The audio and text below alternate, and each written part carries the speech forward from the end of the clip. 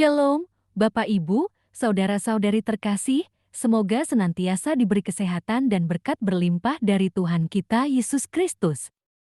Marilah berdoa dalam nama Bapa dan Putra dan Roh Kudus. Amin. Ya Tuhan, puji dan syukur kami boleh mendengarkan dan merenungkan firman-Mu. Semoga kami dapat menjalankan kehidupan kami sesuai dengan firman-Mu. Amin. Renungan Harian Katolik, Minggu, 2 Januari tahun 2022, bacaan pertama, Yesaya 60, 1-6, bacaan kedua, Efesus 3, 2-3, bacaan Injil, Matius 2, 1-12. Bacaan pertama, kemuliaan Sion yang akan datang.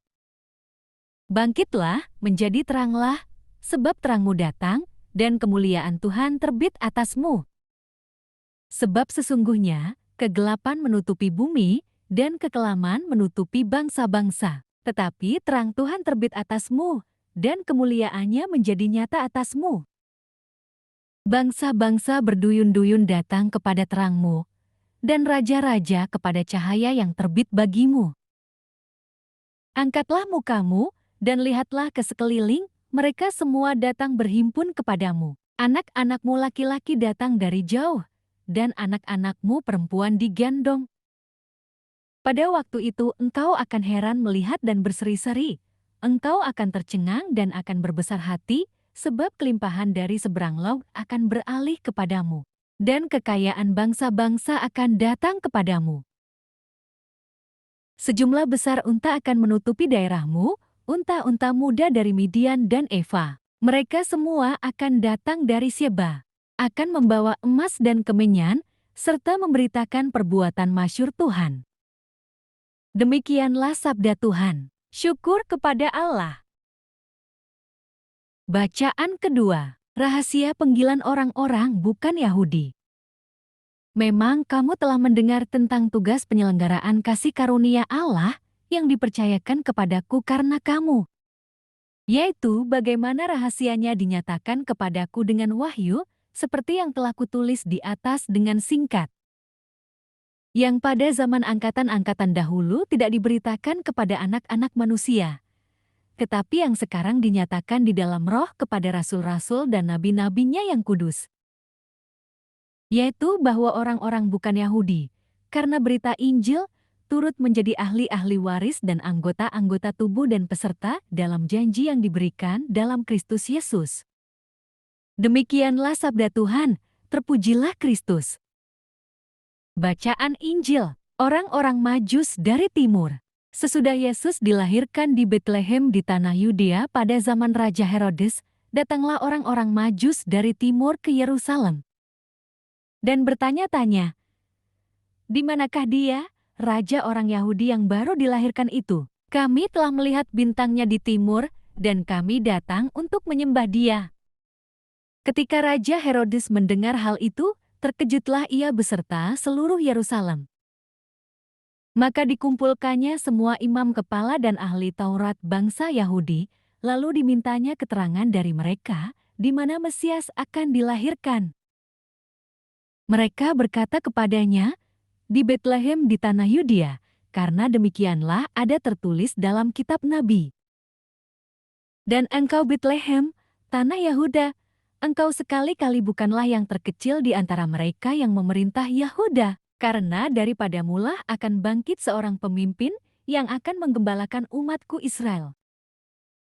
Lalu dengan diam-diam Herodes memanggil orang-orang Majus itu, dan dengan teliti bertanya kepada mereka, bila mana bintang itu nampak.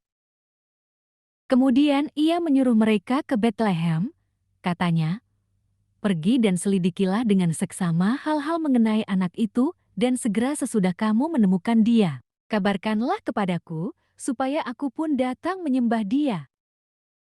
Setelah mendengar kata-kata raja itu, berangkatlah mereka, dan lihatlah, bintang yang mereka lihat di timur itu mendahului mereka hingga tiba dan berhenti di atas tempat di mana anak itu berada. Ketika mereka melihat bintang itu, sangat bersukacitalah mereka.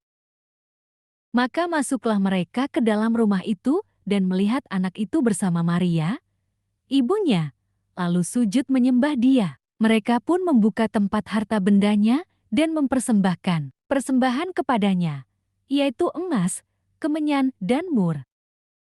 Dan karena diperingatkan dalam mimpi, supaya jangan kembali kepada Herodes, maka pulanglah mereka ke negerinya melalui jalan lain. Demikianlah sabda Tuhan. Terpujilah Kristus. Renungan Injil, ketulusan melawan kebusukan. Menjelang hari pemilihan umum, biasanya ada saja kelompok orang yang tiba-tiba menjadi ramah. Mereka menjadi sangat dermawan, peduli terhadap rakyat kecil, dan suka menolong. Siapa mereka? Mereka adalah para calon yang ingin dipilih hanya agar mendapatkan jabatan. Namun, ada juga orang yang memiliki niat baik untuk memberi sumbangsi bagi kemajuan dan kesejahteraan masyarakat. Hal serupa juga diperlihatkan oleh orang Majus dan Raja Herodes. Beberapa orang Majus datang dari negeri yang jauh menempuh perjalanan yang memakan waktu berhari-hari dengan satu tujuan, yaitu untuk bertemu dengan raja yang baru dilahirkan itu. Agar mereka dapat menyembahnya, mereka rela menempuh perjalanan jauh dengan berbagai risiko yang mungkin akan dihadapi, karena niat baik dan tulus yang melatar belakanginya. Herodes yang mendengar rencana orang Majus itu juga memiliki niat untuk datang bertemu dan menyembah raja itu, seolah ia tulus menanyakan tentang keberadaan sang raja Yahudi itu. Padahal sebenarnya ia berpura-pura belaka. Sebagai penguasa saat itu, kehadiran raja lain adalah ancaman. Herodes pintar bersandiwara. Ia tampak tidak marah. Demi memastikan perkataan orang Majus, ia mengumpulkan semua imam kepala dan ahli Taurat untuk memberinya jawaban dan informasi yang pasti. Tujuan Herodes yang sebenarnya bukanlah untuk menyembah, melainkan menjalankan rencana busuk, yaitu ingin membunuh sang anak supaya singgasananya tidak terganggu. Hati orang Majus sangat tulus mencari Yesus. Mereka datang untuk menyembah dan memberikan persembahan berharga. Herodes sebaliknya. Ketulusan tentu memiliki harganya, yaitu pengorbanan. Ketulusan itu memberi, tetapi kebusukan itu merampas dan membinasakan. Ketulusan akan memperoleh kebaikan, sementara kebusukan akan menerima ganjarannya. Sebaik apapun kebusukan disembunyikan, pada akhirnya Tuhan akan menyatakannya. Waktu akan membuka selubung itu. Karenanya, pilihlah ketulusan dan usahakan ada ketulusan dalam hati kita. Amin. Terima kasih Tuhan, kami telah mendengarkan firman-Mu, berilah kepada kami kekuatan untuk selalu berbuat baik kepada sesama, sehingga kehidupan kami penuh damai dan sejahtera. Amin. Jangan lupa subscribe, like, komen, dan nyalakan notifikasi loncengnya supaya tidak ketinggalan renungan harian selanjutnya. Terima kasih.